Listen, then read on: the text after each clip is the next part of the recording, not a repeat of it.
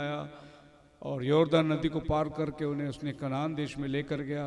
एक भी दुश्मन उनके सामने युद्ध नहीं कर सके। मतलब इतने सारे जो पराक्रम के काम परमेश्वर ने करनी है, इन सब में से अगर कोई काम बहुत बेहतर किया, मतलब सबसे उत्तम चीज जिसका हम जितना भी धन्यवाद दे या जितना भी वर्णन करें वो कम है, ऐसी चीज जिसको खुदा ने मनुष्य जाति के साथ में किया जो कोई नहीं कर सकता, और परमेश्वर के अपार प्रेम और करुणा और दया का जो एक आधार स्तंभ है वो ये है, उसने हमारे पापों को हमसे दूर लेके गया। यही पतरस बोलता है, उसने हमारे पापों को हमसे दूर लेके गया, मतलब हमें उसने क्षमा किया। हालेलुया। समंदर को फाड़ दिया, इजरायली चल के चले गए, लेकिन बहुत लोग ढेर होके मर गए। आसमान से प्रभु ने मन्ना खिलाया, बहुत लोग खाए, लेकिन वे लोग जंगल में मर गए, अविश्वास प्रकट किए। खुदा ने अग्नि स्तंभ रात को रखा, बहुत लोग उस अग्नि की उष्णता में, उस रेगिस्तान के ठंड से बचे। प्रभु ने बादल का स्तून चलाया और वो बादल का स्तून में बहुत लोग ठंडी हवाओं में दिन में चलते रहे। प्यास के समय प्रभु ने चट्टान से पानी पिलाया, लेकिन वो लोग बाद में वापस मुरझा गए। लेकिन एक बार उसने वो काम हमें दिखाया जो हमारे से हमारे गुनाहों को हमसे दूर किया। हम हमेशा हमेशा के लिए बच गए। हालेलुया। प्रभु ने आपको और हमको अनंत काल के जीवन के लिए चुना है, और ये काम कोई नहीं कर सकता था। ये काम कोई भी नहीं कर सकता था, कोई किसी की बस की बात है ही नहीं। ये काम करने वाला केवल एक ही व्यक्ति कर सकता है, जो परमेश्वर देहधारी होकर आया, उसने अपने प्रेम को जताया। बोलो हालेलुया। प्रभु बोझ लेने के लिए सडन क्वालिफिकेशन चाहिए, कुछ एक स्थान चाहिए जहां पर हम बोल सकते हैं कि मैं प्रभु बोझ लेने के लिए आया हूं। और प्रभु बोझ लेने के लिए आपके परिस्थिति जो है वो ठीक होना बहुत जरूरी है। सो प्रभु बोझ की आराधना में दो बातें हम लोग इस्तेमाल करते हैं, एक है रोटी और दूसरा है दाखरस। ये कम्युनियन से संबंधित बातें हैं। रोटी नहीं तो प्रभु बोझ नहीं, दाखरस नहीं तो प्रभु बोझ नहीं।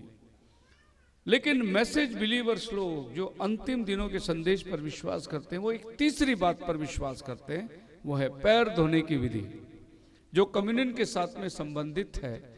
लेकिन इस भाग को छोड़कर लोग दो भाग को चलते, रोटी देना और दाखरस देना, ये दो का लोग फॉलो करते हैं। एक और चीज इसके साथ जुड़ा हुआ है, वो पैर धोने की विधि। अगर आप किसी डिनोमिनेशन से आए होंगे या पहले किसी डिनोमिनेशन चर्चेस में जाते होंगे, तो आप इस बात को ध्यान करना कि पैर धोने की विधि आपको कहीं मिलेगा नहीं। पैर धोने की विधि आप ये संदेश में आने के बाद ही आपको मालूम पड़ा होगा। हाँ, यीशु ने पैर धोया, ये तो सबको मालूम है, ये तो उनको भी मालूम है जो प्रभु बोझ देते हैं। लेकिन पैर धोने की विधि प्रभु बोझ के साथ में लगा हुआ है, ये बातें उनको मालूम नहीं।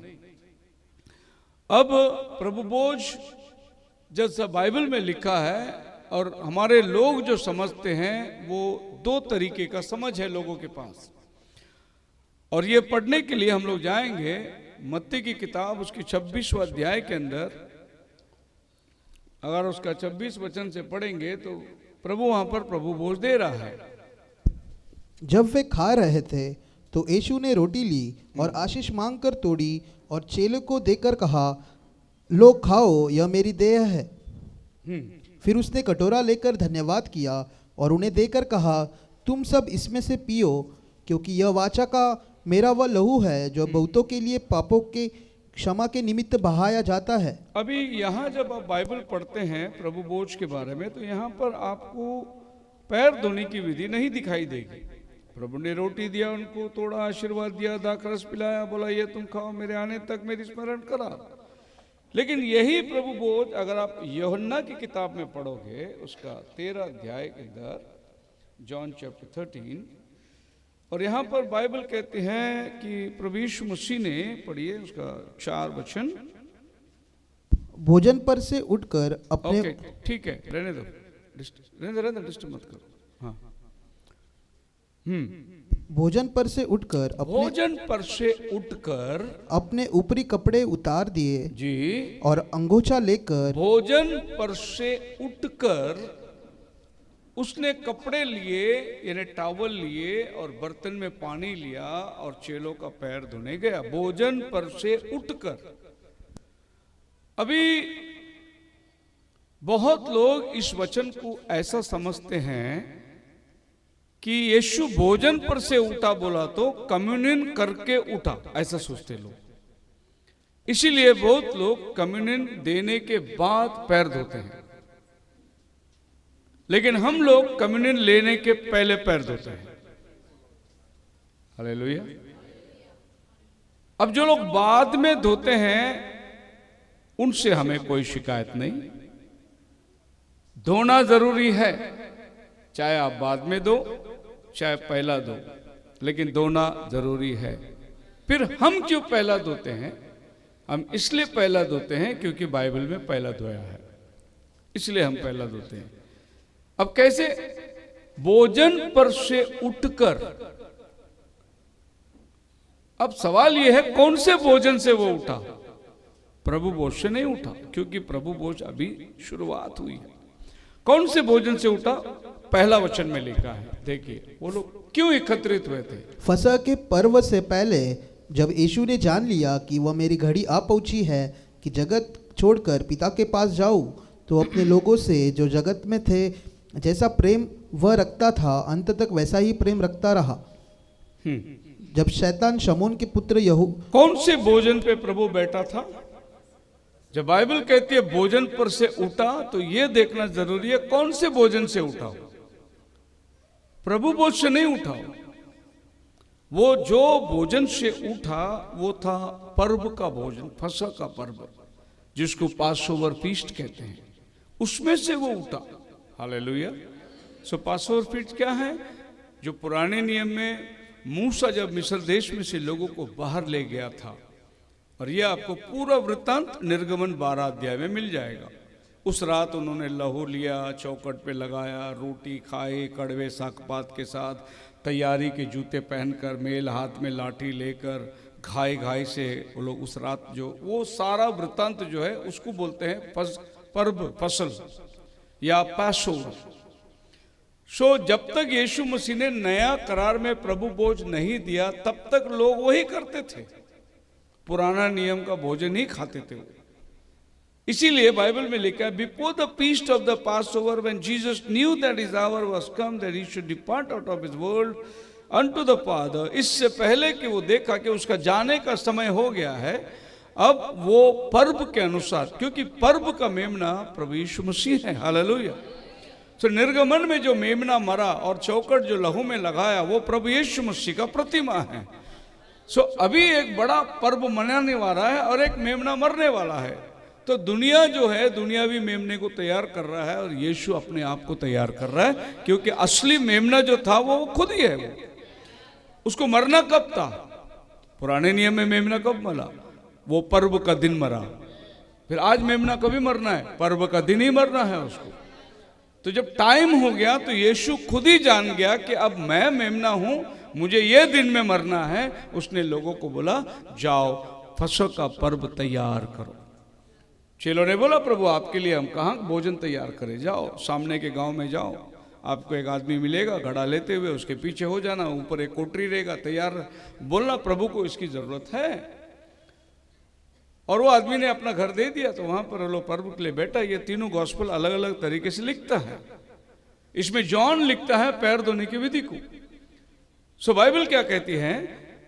पर्व में भोजन पे से उठकर, 4th वर्स, भोजन पर से उठकर अपने ऊपरी कपड़े उतार दिए हाँ। और अंगोछा लेकर अपनी कमर बांधी। तब बर्तन में पानी भरकर चेलों के पाँव धोने और जिस अंगोछों से उसकी कमर बंधी थी उसी से पोंछने लगा। तब वह शमौन पतरस अभी यहां पर देखिए, भोजन पर से उठकर वो पैर धोने के लिए गया और लोग चेलों का पैर धोने लगा। पैर धोने के बाद वो फिर से आकर भोजन पे बैठ रहा है। अगर प्रभु भोज के बाद पैर धोना है तो वापस प्रभु भोजन में क्यों बैठा आकर? क्योंकि बाइबल कहती है, पढ़िए उसका आगे, I tell you before that thing when Jesus thus said, he was troubled in the spirit, his disciples took one another doubting. पढ़िए उसको 26 वचन। यीशु ने उत्तर दिया, हाँ। जिसमें यह रोटी का टुकड़ा डुबाकर दूंगा वही है। और उसने टुकड़ा डुबाकर शमौन इस्करियोती के पुत्र यहूदा को दिया। अब प्रभु वापस टेबल में बैठ के रोटी तोड़ रहा है और कहता है, ये रोटी मैं जिसको डुबोकर दूंगा वो ही मेरा पकड़वाने वाला होगा। मतलब अभी तक प्रभु रोटी तोड़ा नहीं। फिर पहला प्रभु कौन सा भोजन से उठा? पुराना नियम का भोजन था वो। हालेलुया। अब प्रभु क्या वहां बता रहा है? देखो, इससे पहले कि प्रभु भोज में तुम्हें दूं, पहला मैं तुम्हारे बीच में जो शैतान है उसको बाहर निकालना चाहता हूं। इसीलिए प्रभु ने रोटी तोड़कर पहला यहूदा को दिया। यहूदा रोटी लेके गया करके बाइबल बोलता है, बाहर चला गया। ठीक है, शैतान बाहर गया। अभी तुम जो बैठे हो तुम्हारे साथ में मैं प्रभु भोज दे रहा हूं।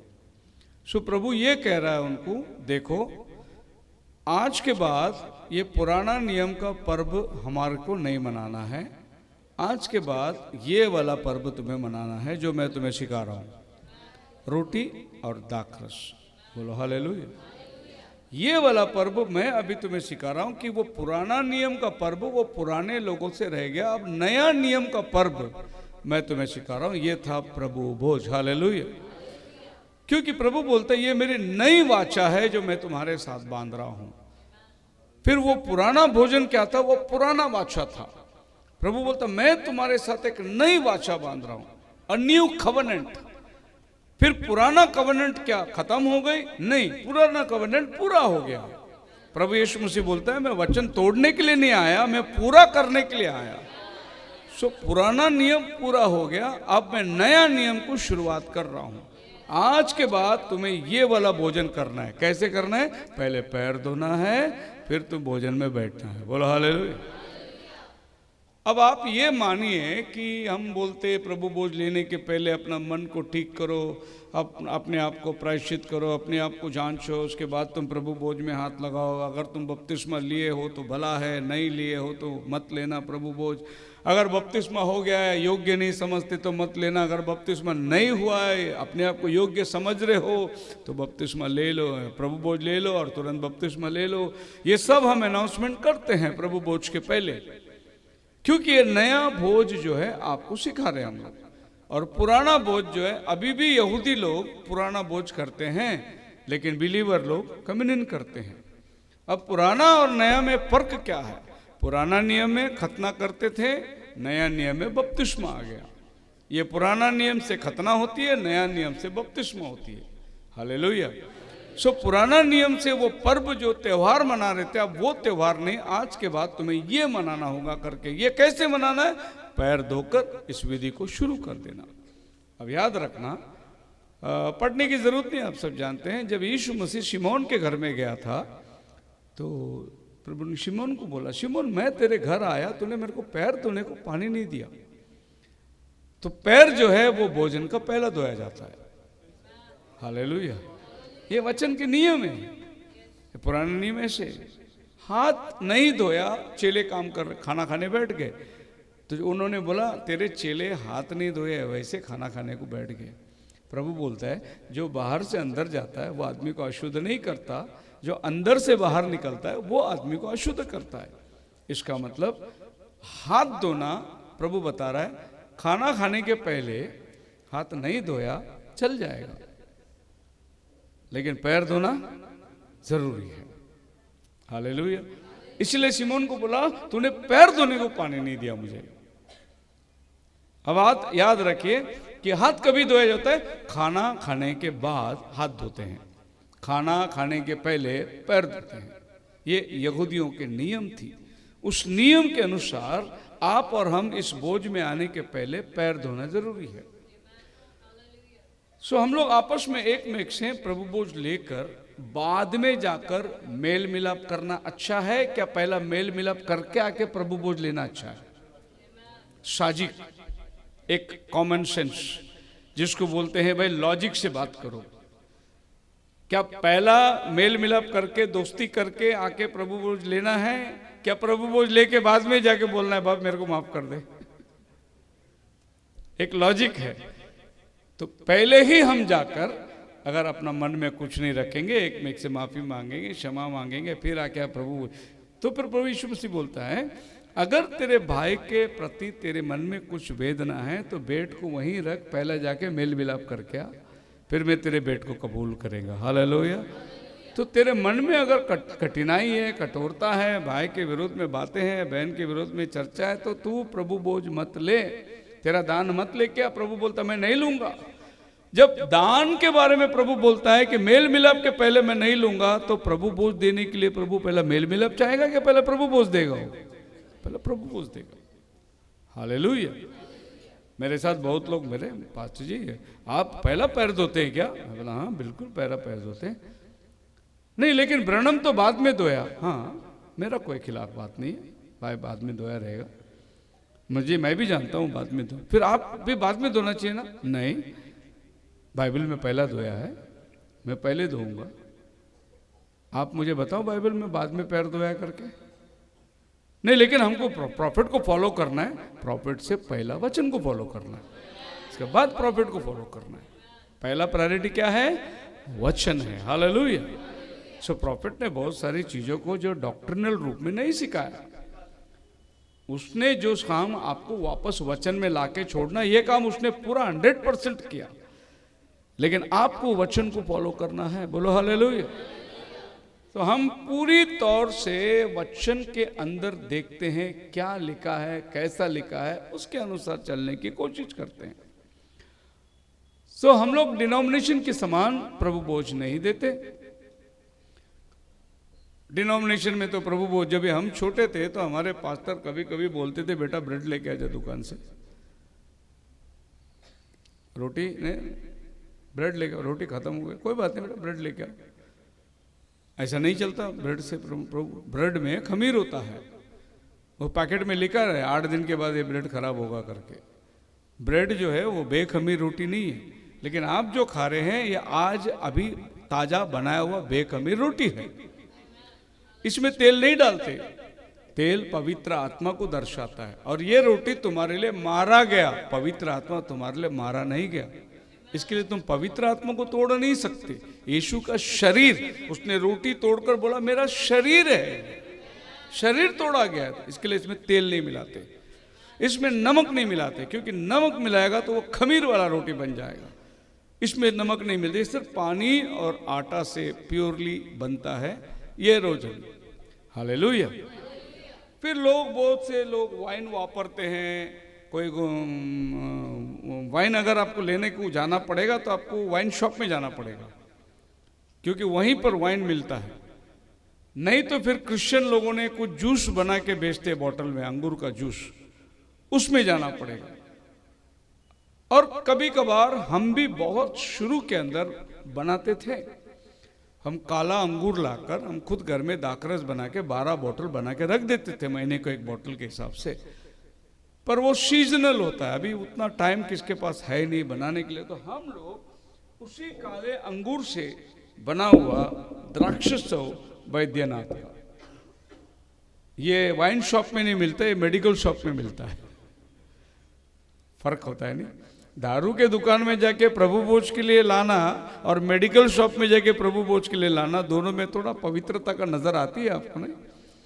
तो हम वाइन नहीं पीते, हम लोग दाखरस जो रियल वाइन है। अच्छा, बाइबल में वाइन जो है वो 2 बातें हैं, एक VINE वाइन है और एक WINE वो भी वाइन है।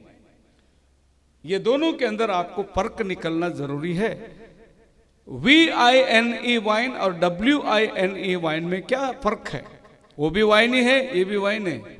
उसको हिंदी भाषा में पढ़ोगे तो ऐसा है दाख रस और दाख मधु, ऐसा 2 भाषा है। दाख मधु से मतवाले हो जाते हैं, दाख मधु और दाख रस अलग है। ये दाख रस है दाक मधु मेडिकल वाइन शॉप में जो मिलता ना वो दाक मधु है, मेडिकल शॉप में मिलता है ये दाक रस है। बोलो हालेलुया। आप समझ में आ रही मेरी बातें? और ये जितना आप रखोगे ये अंगूर के अंदर, इसमें और भी कुछ चीज़ मिले प्रिजर्वेटिव, जो कि इसको संभाल के रखने के लिए इसमें एसिडिक डाला जाता है, प्रिजर्वेटिव डाला जाता है ताकि ये खराब ना हो। और वाइन जो चीज़ है वो खराब नहीं होती, और वो जितना पुराना होता है उतना वो कीमती होता है, वो जो बना के रखते हैं। पर आज वो वाइन कोई बना के रखता नहीं, और वाइन बना के रख के लकड़ी के बक्से में रखते हैं। अब यीशु मसीह कहता है कि पुराने थैली में अगर नया दाखरस डालेंगे तो वो फट जाएगा, है नहीं? सो नया दाखरस को नए थैली में डालना है। अब ये प्रभु यीशु मसीह ने क्या कहा, पुराना नियम के अंदर प्रभु ने अपना आत्मा को उंडेला नहीं, वो पुराना थैली था। वहां जो सदुसी परुषी खड़े हुए थे वो पुराने थैली थे। प्रभु ने बोला तुम्हारे अंदर अगर मैं नया दाखमधु डालूंगा तुम फट जाओगे। मैं नया दाखरस के लिए एक नई कलीसिया को उभारता हूं, और पेंतेकोस्त के दिन प्रभु ने नया कलीसिया को उभारा। वो थैली नए थैली थे, उसमें उसने पवित्र आत्मा डाला जो दाखमधु था। अब पुराना थैला नया थैले में डिफरेंस क्या है? पुराना थैला जो है वो चमड़े का थैला बनता था जिसमें दाखरस लेके आते रखते थे। तो पुराना थैला क्या होता है, उसके अंदर दाखरस डाल डाल के थोड़े दिन में उसकी जो चर्बी जो है ना वो चर्बी कड़क हो जाती है, सूख जाती है, तो वो थैला कड़क हो जाता है। और उसमें अगर तुम दाखरस डालोगे तो दाखरस में गैस बनता है और थैला फट जाएगा। नया चर्बी में थैला में नए थैले में अगर डाले दाखरस तो वो नहीं फटेगा, क्योंकि उसके अंदर गीलापन होता है, चर्बी होता है, और वो एक्सपांड होता है, वो फूलता है। इसीलिए प्रभु ने बोला नए प्रकाशन से लोग फूलेंगे। पेंतेकोस्त का दिन उसने नया दाखरस नया थैली में डाला। पुराना नियम में उसने किधर भी अपना आत्मा को नहीं उंडेला। बोला हालेलुया। योवेल भविष्यद्वक्ता ने भी बोला नए कारा के अंदर आने वाला दिन में, अंत के दिनों में मैं अपने आत्मा को ढेलूंगा। प्रभु ने नया दाखरस के लिए नया थैला बनाया। सो आज आप और हम प्रकाशन को ले सकते हैं। यहूदी लोग प्रकाशन को ले नहीं सकते, वो ब्लॉक हो गए ऑलरेडी। उनके सामने तो मसीहत का कितना भी बीन बजाओ समझ में आएगा ही नहीं, प्रभु ने उनको अंधा बना दिया है। लेकिन आपके पास मसीहत के सुसमाचार आते ही आपने विश्वास किया, आपने सब कुछ छोड़ दिया मसीह के लिए, और आपने अपना जीवन समर्पित किया, और आप ये भोजन लेने के लिए तैयार हो गए हैं। बोलो हालेलुया। सो बाइबल हमें इस बात को दर्शाता है, प्रभु भोज का meaning the true communion service. पढ़िए कोलोसियन चैप्टर 1 वर्स 14 के अंदर,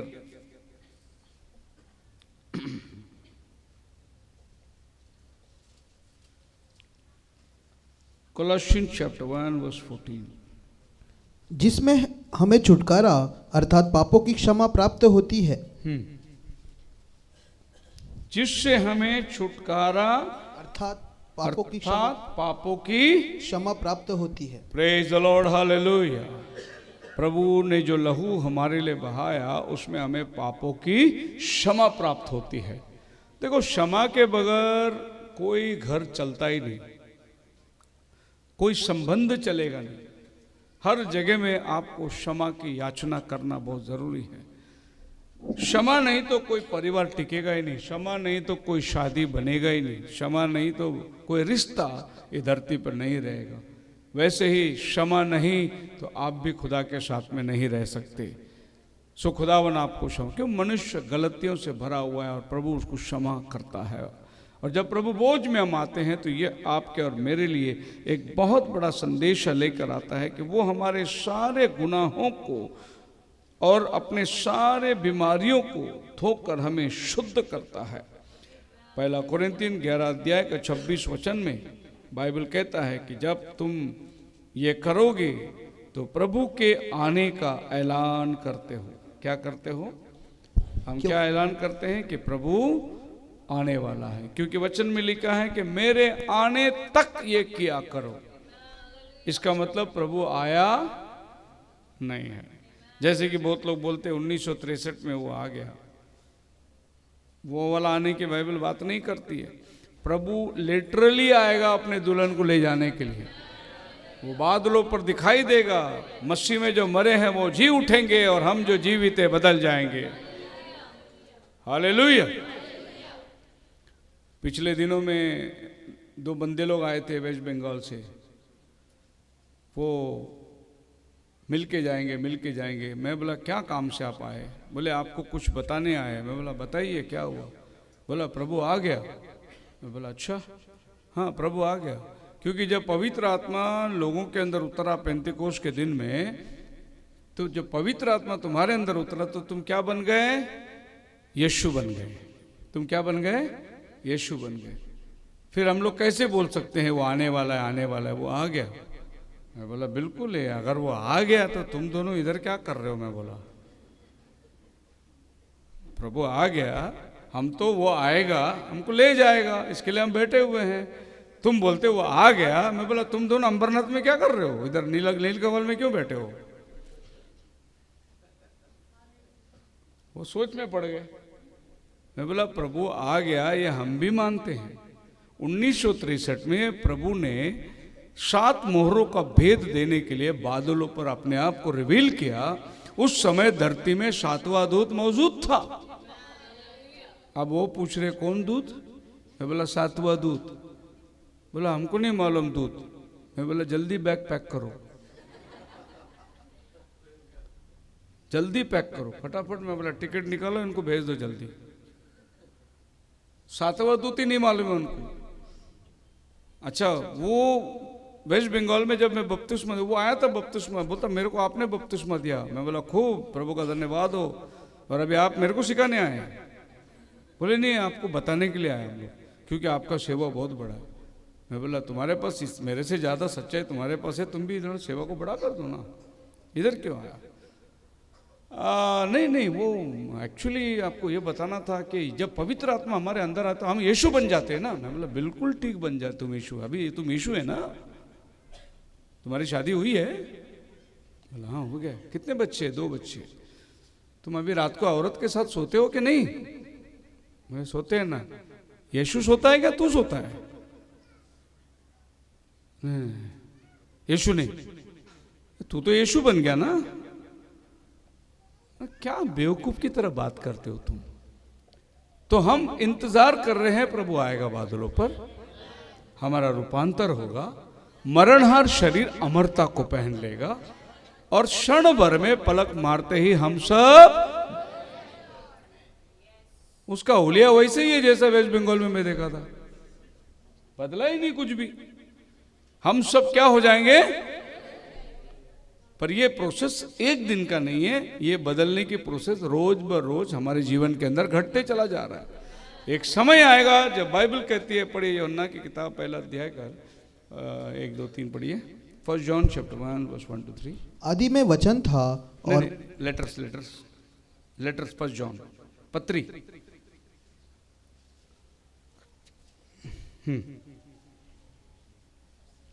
उस जीवन के वचन के विषय में जी, जो आदि से था, जिसे हमने सुना और जिसे अपनी आंखों से देखा, परंतु जिसे हमने ध्यान से देखा और हाथों से छुआ, यह जीवन प्रकट हुआ और हमने उसे देखा और उसकी गवाही देते हैं और तुम्हें उस अनंत जीवन का समाचार देते हैं जो पिता के साथ था और हम पर प्रकट हुआ। जो कुछ हमने देखा और सुना है। ये लोग प्रभु यीशु के साथ रहे हैं, प्रभु यीशु के साथ चले हैं, उनको छुए हैं, वो अपने एक्सपीरियंस बता रहे हैं। अच्छा, ये कौन आदमी है जो ये पत्री लिखा? ये वही आदमी है जो प्रकाशित वाक्य लिखा। तो ये बता रहा है, अभी प्रकाशित वाक्य मिला नहीं उसको अभी तक, अभी वो खाली पत्री लिख रहा है। जब प्रभु इसको पतमोस नाम टापू में ले गया तो प्रभु ने प्रकाशित वाक्य बताया। उसके पहले ये बोलता है हमने उस वचन को देखा, हमने उस वचन को छुआ, वरन हम लोगों ने ध्यान से देखा। बड़ी जो कुछ हमने देखा और सुना है उसका समाचार तुम भी देते हैं, इसीलिए कि तुम भी हमारे साथ सहभागी हो और हमारी यह सहभागिता पिता के साथ और उसके पुत्र। We have heard which we have seen with our eyes, हमने अपने आंखों से देखा, which we have looked upon, ध्यान, वो मैं बता रहा हूं हमने। हालेलुया। आज बहुत पास्टर लोगों को ध्यान से देखने की जरूरत है। देखो, एक तो बात उन्होंने देखा, आंखी से देख लिया, फिर ध्यान से देखना क्या है? वो बहुत लोग देख लिए लेकिन ध्यान से नहीं देख पाए। ऐसा आज बहुत से लोग हैं जो यीशु मसीह को अभी तक पहचाना नहीं। ये बता रहे हैं that which was from the beginning, जो आदि से था, हमने उसको देखा परंतु ध्यान से देखा। उसके बाद वो बोलता है हमने अपने हाथ से उसको छुआ। फिर बोलता है जीवन का वचन वही था। अब वचन को कोई छू सकता है, कोई पकड़ सकता है? नहीं। अब ये उसकी देह के बारे में वर्णन कर रहा है। अब यही आदमी उसके आने के टाइम के वर्णन कर रहा है। उसके 3 अध्याय में आ जाइए, 1 से पढ़िए। देखो, पिता ने हमसे कैसा प्रेम किया है कि हम परमेश्वर की संतान कहलाए, और हम है भी। इस कारण संसार हमें नहीं जानता क्योंकि उसने उसे भी नहीं जाना। जी है प्रियो, अब हम परमेश्वर की संतान हैं। हम अभी परमेश्वर के संतान हैं, और अभी तक यह प्रकट नहीं हुआ, अभी तक यह प्रकट नहीं हुआ कि हम क्या कुछ होंगे। देखो, अधूरा नॉलेज है, परिपूर्णता में अभी तक नॉलेज आया नहीं। हम इतना जानते हैं अभी हम परमेश्वर के पुत्र हैं। हालेलुया। अभी तक ये प्रकट नहीं हुआ हम कैसे बदलेंगे, हम कैसे उठा लिए जाएंगे, हमारा क्या होने वाला है, ये अभी तक प्रकट नहीं हुआ। ज्ञान अधूरा है। पर एक बात का विश्वास है। क्या विश्वास है? जब इतना जानते हैं कि जब वह प्रकट होगा तो हम उसके समान होंगे। बस इतना ही जानते हैं। अब आपसे पूछेगा भाई रैप्चर कैसा होगा? भाई होगा, जानते हैं। कैसा होगा टाइम ही बताएगा, है नहीं? अब एक्सप्लेन नहीं कर सकते उसको। जॉन खुद बोलता है हम अभी हमको मालूम है हम परमेश्वर के पुत्र हैं, आगे क्या होगा ये हम नहीं मालूम। अभी तक इतना नॉलेज हमारे पास में, क्योंकि नॉलेज जो है ना वो प्रोग्रेसिव है, रेवलेशन जो है प्रोग्रेसिव है।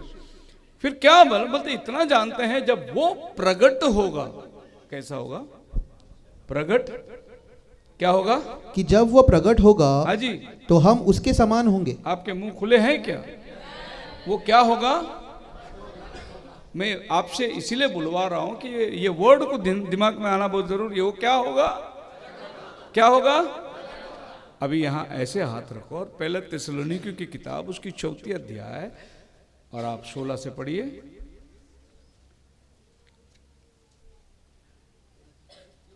4 का 16 से क्या होगा? उतरेगा। और वहां क्या लिखा है? ये 2 अलग आगमन है। हालेलुया। वो एक आएगा, उतरेगा, और एक प्रकट होगा। प्रकट होगा मतलब वो उतरेगा नहीं, वो खाली बादल में आके खड़ा रहेगा। प्रकट होगा, उसके बाद में वो उतरेगा।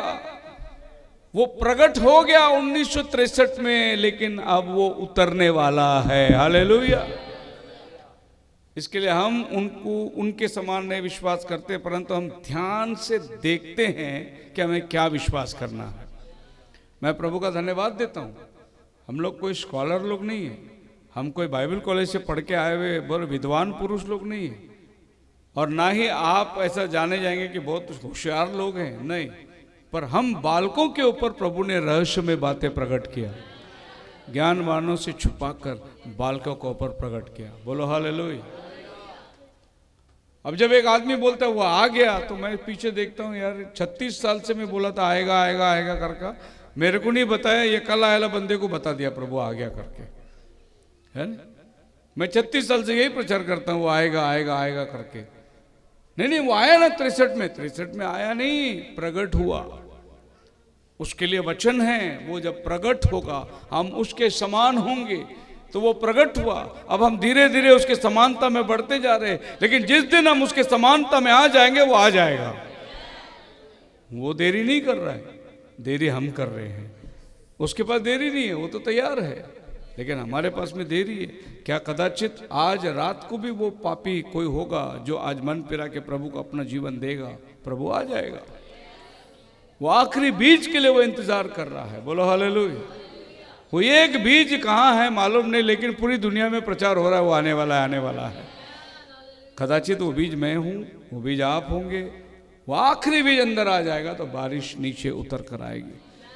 अब नोआ के जहाज में जब ये जानवर आने लगे, पक्षी आने लगे, वो एक साथ भराभट नहीं आए वो लोग, वो धीरे धीरे आने लगे। धीरे धीरे एक एक जोड़ा जोड़ा साथ में आ रहे। सबको प्रभु के अगुवाई हो गई। बोले चलो शहर की तरफ आ रहे, गांव की तरफ में आ रहे। नोआ को बोट के अंदर घुस रहे सब। नोआ ने दरवाजा वो बोट बना के खुला रखा, बोला आ जाओ, चलो चलते रहो। सब जो जो बनाए हुए थे सब चलते रहे।